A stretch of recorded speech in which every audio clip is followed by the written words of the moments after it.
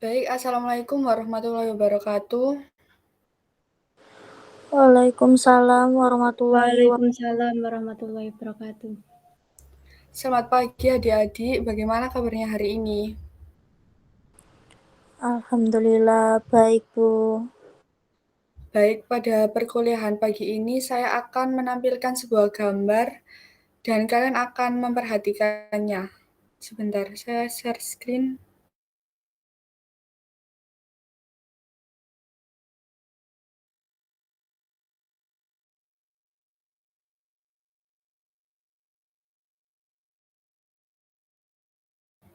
Nah, dari gambar tersebut adakah yang bisa menjelaskan atau mengetahui tentang arti gambar tersebut?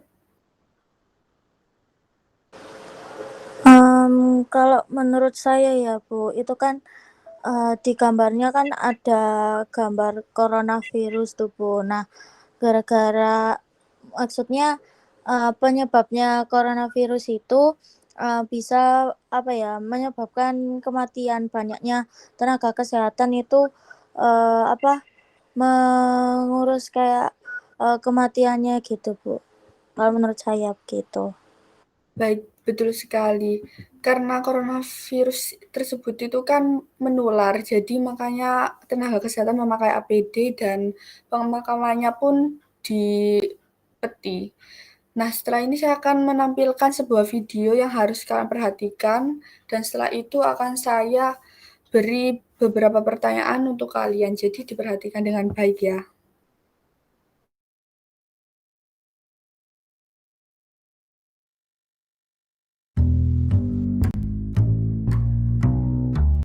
2020 baru dimulai dan dunia udah diserang banyak banget masalah. Banjir parah, Iran lawan Amerika, TikTok yang kembali berjaya, legenda basket yang meninggal dunia, dan yang gak kalah heboh, serangan virus mematikan yang bikin dunia kayak kebakaran jenggot, coronavirus.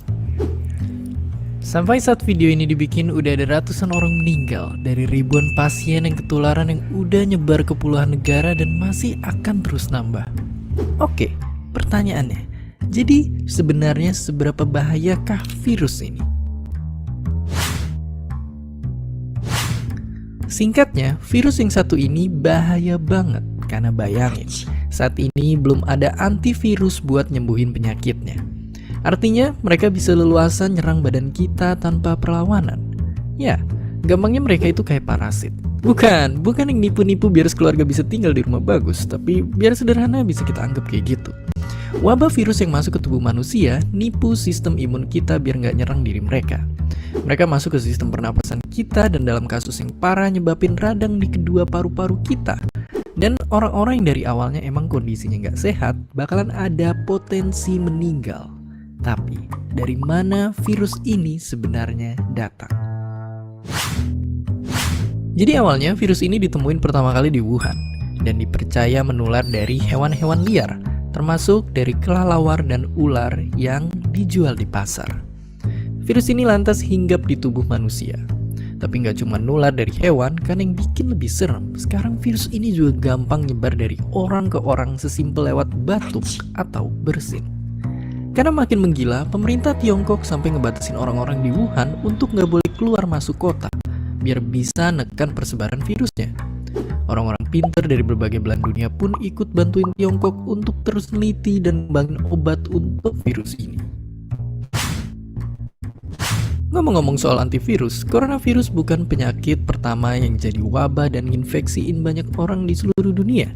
Ada penyakit Ebola dan Zika juga sempat viral beberapa tahun lalu. Untuk yang penyakit pernapasan pun, kita udah pernah berhadapan sama SARS di tahun 2002 dan MERS di 2012. Kedua virus itu pun nyebar ke manusia dari binatang. Dan lewat rentetan penelitian, kita selalu berhasil nemuin antivirus untuk melawan mereka. Nah, kalau dibandingin sama kasus-kasus lama yang mirip, coronavirus yang sekarang sebenarnya nggak makan korban sebanyak itu. Misalnya kalau kita bandingin sama kasus wabah virus Ebola atau penyakit MERS yang mirip coronavirus yang sekarang, tingkat kematiannya itu jauh lebih kecil. Meskipun begitu, tetap aja kita mesti siaga 45. Sambil nunggu antivirusnya ditemuin, kita sendiri bisa ikut ngelawan coronavirus dengan seenggaknya ngejaga diri kita biar nggak kena penyakitnya. Caranya gimana? Sama kayak berlindung dari flu biasa. Sering cuci tangan, tutup area mulut waktu batuk atau bersin, dan jaga jarak dari orang yang lagi sakit. Untuk sekarang, kita di Indonesia mungkin masih aman dari virus satu ini. Tapi faktanya banyak yang gak bernasib sama, termasuk ratusan mahasiswa dan warga Indonesia yang lagi ada di sana. Dan kita juga perlu terus waspada biar gak kemakan berita-berita palsu yang udah gak kehitung jumlahnya. Dan seperti biasa, terima kasih. Terima kasih udah nonton Kok Bisa. Punya pertanyaan lagi? Silahkan di kolom komentar di bawah. Keep asking and stay. Baik, saya akan memberi beberapa pertanyaan. Nanti untuk yang bisa menjawab bisa raise hand ya dan memperkenalkan diri. Nah, dari video tersebut itu membahas tentang apa? Baik, silakan Nur Aini. Baik, izin menjawab ya Bu. Menurut saya sendiri sebelumnya perkenalkan, nama saya Nur Aini Dwi Islamia dari kelompok 1. Nah, menurut kami video tersebut itu membahas bagaimana asal usul virus itu datang. Terus juga virus itu bisa ditularkan sesama hewan terus menyebar ke manusia, dan selain itu ada kasus penyebaran lainnya seperti MERS yang ternyata kasus kematian tersebut itu lebih kecil daripada yang MERS itu. Baik, ya. Nah, di dalam video itu kan membahas tentang banyak virus seperti dampaknya, seperti cara pencegahannya. Nah, apa sih hal yang penting yang kalian temukan dari video tersebut itu? Yang menurut kalian tuh penting tentang COVID-19 tadi? Ada yang bisa menjawab? Silahkan raise hand. Silakan Novi.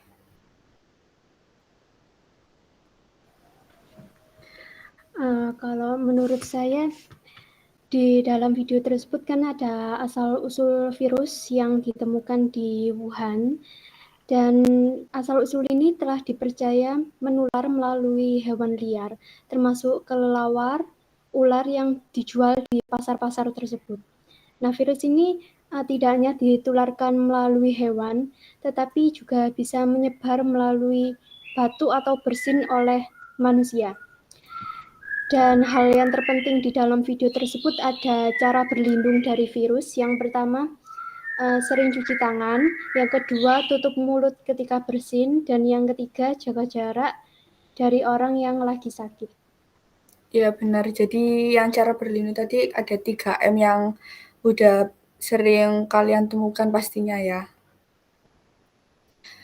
Nah baik, untuk selanjutnya di video itu mengapa orang-orang tersebut itu bisa tertular virus? Silakan Neta. Perkenalkan, saya Neta, perwakilan dari kelompok 3, izin menjawab dari pertanyaan tersebut. Menurut kelompok kami, karena adanya kontak dekat dengan orang yang terinfeksi virus COVID tersebut, terutama yang disebarkan melalui pernafasan yang dikeluarkan saat orang yang terinfeksi seperti batuk, bersin, ataupun bicara. Dan untuk mengatasi terjadinya penularan virus tersebut bisa dilakukan seperti memakai masker, menjaga jarak, dan rajin mencuci tangan, seperti itu. Terima kasih. Iya. Ya terima kasih. Iya betul sekali. Nah, untuk mempelajari lebih lanjutnya saya akan membagikan PPT.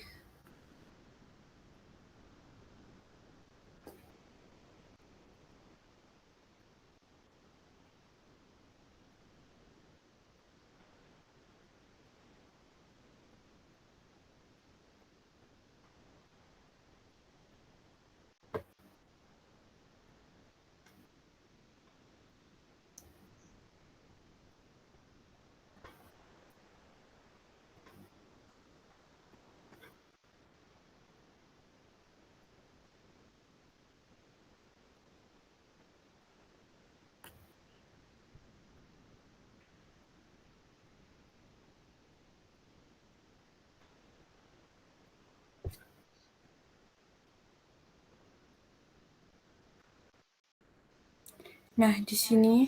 Baik, jadi kali ini kita akan membahas tentang konsep dasarnya, yaitu ada pengertian virus, gejala virus, penularan virus, dan varian mutasi virus corona.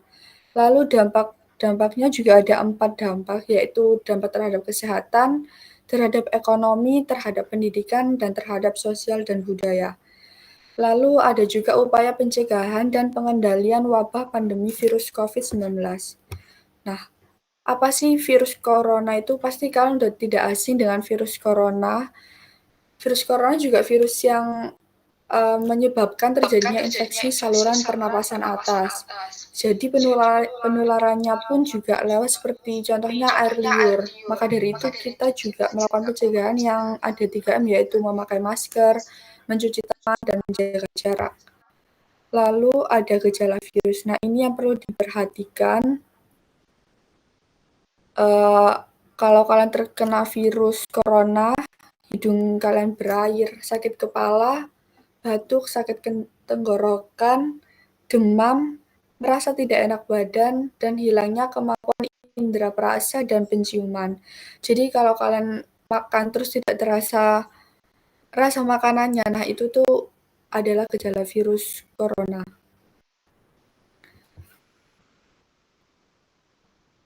Lalu ada penularan infeksi virus. Nah, awalnya ini berkaitan dengan video YouTube tadi kan. Awalnya virus corona jenis COVID ini diduga bersumber dari hewan. Hewan itu kan, hewan liar kan pastinya kotor. Nah, dari situ kita bisa tertular virus COVID-19. Seperti hewan unta, kucing, dan kelelawar. Kasus di Tiongkok ini menjadi bukti nyata kalau virus ini menyebar dari hewan ke manusia. Bahkan penularannya bisa dari manusia ke manusia. Nah, di variasi mutasi virus ini ada 5 varian, yaitu yang pertama varian alpha, kedua beta, delta, gamma, dan epsilon. Nah, kelima variasi mutasi virus ini berkaitan semuanya itu cepat untuk menular ke tubuh kita. Prosesnya itu lebih cepat gitu. Nah, dampaknya tadi kan ada 4, kesehatan. Peningkatan masalah kesehatan mental dengan kegelisahan, depresi, dan stres akibat isolasi sosial, gangguan ekonomi, dan pembatasan aktivitas sosial.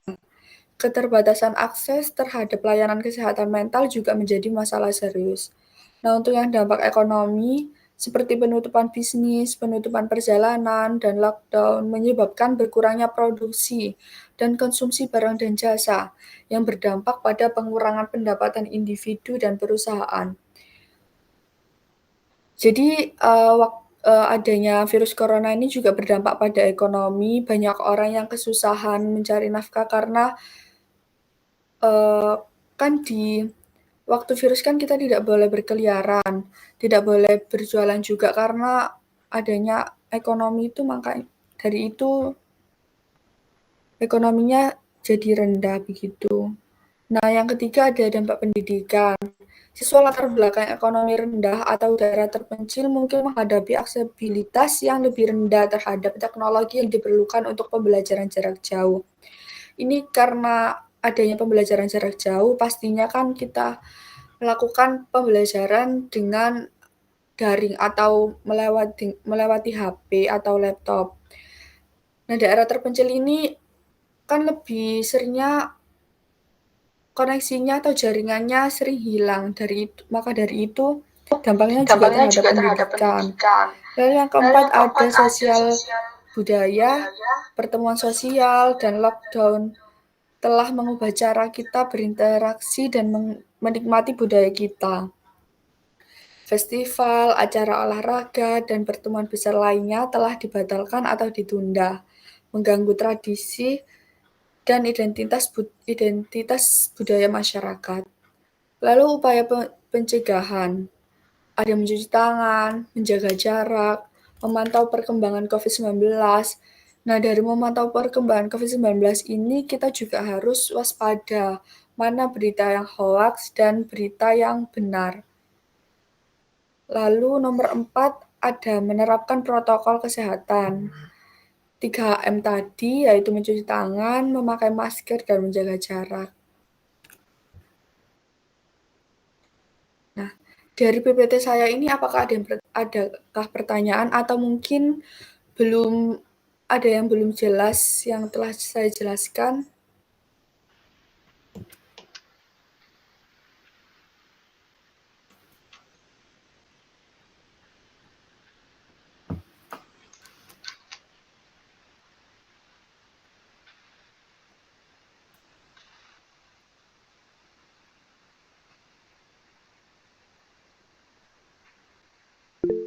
Baik, silakan Novi.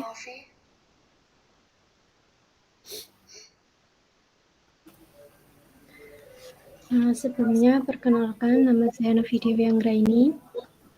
Dari dampak terhadap pendidikan tadi, itu kan ada aksesibilitas lebih rendah. Nah, jika aksesibilitas yang dihadapi oleh siswa itu keterbatasan HP, itu solusinya bagaimana, Nggih? Iya, kalau keterbatasan HP, pemerintah dan lembaga pendidikan dapat menginisiasi program bantuan perangkat bagi siswa yang membutuhkan, terutama yang berasal dari latar belakang ekonomi rendah. Dan ini dapat berupa pemberian tablet atau laptop secara gratis dengan harga yang terjangkau. Dengan demikian, yang daerah terpencil pun juga tidak kesusahan atau bisa tetap mengikuti pembelajaran jarak jauh. Ataupun juga bisa memberikan materi pembelajaran dengan cara yang dapat diakses perangkat digital, seperti buku teks atau lembar kerja cetak, atau diberikan sebuah dokumen. Jadi kalau misalnya memang terganggu internet atau jaringan, itu muridnya atau siswa bisa membaca kembali sebuah dokumen yang telah diberikan oleh gurunya. Nah, kalau sinyalnya jelek, tenaga pendidik dapat memilih platform pembelajaran jarak jauh yang membutuhkan penggunaan data yang lebih rendah, seperti itu. Apakah sudah paham, Novi? Iya, paham. Baik, mungkin perkuliahannya hanya yang membahas tentang corona cuma sampai sini. Saya harap juga kalian sudah paham karena ini sudah tidak asing lagi di kita tentang coronavirus 19 ini. Apakah ada pertanyaan lagi atau sudah cukup?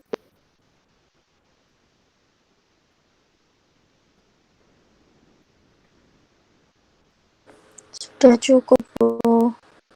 Baik, saya akhiri ya. Terima kasih atas partisipasinya dan perhatiannya. Saya akhiri. Wassalamualaikum warahmatullahi wabarakatuh. Waalaikumsalam warahmatullahi wabarakatuh. Waalaikumsalam warahmatullahi wabarakatuh.